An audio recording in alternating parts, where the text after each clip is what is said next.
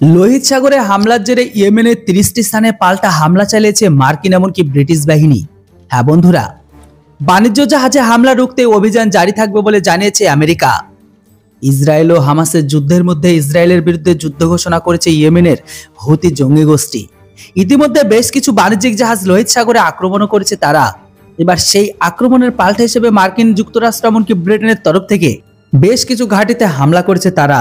শুক্রবার এই হামলা চালিয়েছে বলে জানা গেছে। শুক্রবারের দিকে ওই হামলা চালানো হয় বলে জানা গেছে। শুক্রবার রাতের দিকে হুতিদের পক্ষ থেকে একটি বাণিজ্যিক রণনীতিতে অ্যান্টিসিপ ব্যালিস্টিক মিসাইল ছোড়া হয় বলে জানা গেছে। হুতিদের এই হামলা রুখতে তাদের 30টি স্থানে একযোগে হামলা চালিয়েছে মার্কিন ও ব্রিটিশ ড্রোন এমনকি নৌসেনা।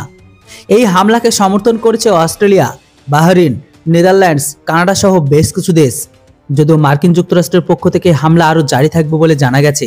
তবে এই বিষয়ে বাইডেন জানিয়ে দিয়েছে, লোহিত সাগরে আন্তর্জাতিক সীমান্তে হুতিদের হামলার সম্মুখীন হচ্ছে মার্কিন রণনীতিগুলো। অ্যান্টিসিপ ব্যালিস্টিক মিসাইল যারা জাহাজ ধ্বংস করার চেষ্টা চালানো হচ্ছে তাদের দ্বারা, যে জাহাজে অবস্থিত মার্কিন নাগরিক কর্মচারীদের জীবন সংশয়ের কারণ হতে পারে। এর পাশাপাশি বিভিন্ন দেশের সঙ্গে ব্যবসাও ক্ষতিগ্রস্ত হতে পারে বলে জানিয়েছেন তিনি।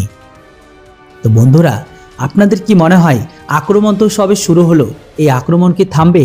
একদিকে যদি হুতিরা আক্রমণ বাড়ায়, তবে আমেরিকা থেকে শুরু করে আরও পশ্চিমা দেশের দ্বারা এদের ওপর আক্রমণ আরও বেড়ে যাবে। হয়তো সামনের দিনে এরকম আপডেট আপনারা আরও পাবেন।